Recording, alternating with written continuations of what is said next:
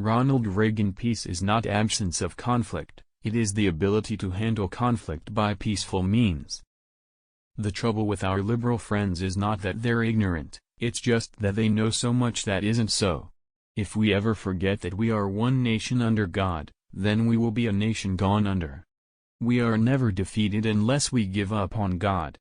There are no great limits to growth because there are no limits of human intelligence, imagination, and wonder. I've often said there's nothing better for the inside of a man than the outside of a horse. Democracy is worth dying for, because it's the most deeply honorable form of government ever devised by man. It has been said that politics is the second oldest profession. I have learned that it bears a striking resemblance to the first. Some people wonder all their lives if they've made a difference. The Marines don't have that problem. How do you tell a communist? Well, it's someone who reads Marx and Lenin. And how do you tell an anti-communist? It's someone who understands Marx and Lenin. Government's view of the economy could be summed up in a few short phrases: if it moves, tax it; if it keeps moving, regulate it; and if it stops moving, subsidize it. No government ever voluntarily reduces itself in size. Government programs, once launched, never disappear. Actually, a government bureau is the nearest thing to eternal life we'll ever see on this earth. Some people wonder all their lives if they've made a difference. The Marines don't have that problem. How do you tell a communist?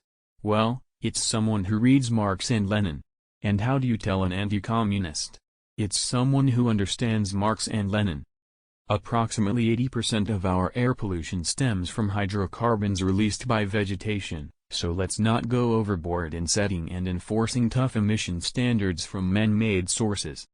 It's silly talking about how many years we will have to spend in the jungles of Vietnam when we could pave the whole country and put parking stripes on it and still be home by Christmas. There are no constraints on the human mind, no walls around the human spirit, no barriers to our progress except those we ourselves erect. I have wondered at times what the Ten Commandments would have looked like if Moses had run them through the U.S. Congress. Surround yourself with the best people you can find, delegate authority, and don't interfere as long as the policy you've decided upon is being carried out. To sit back hoping that someday, some way, someone will make things right is to go on feeding the crocodile, hoping he will eat you last, but eat you he will.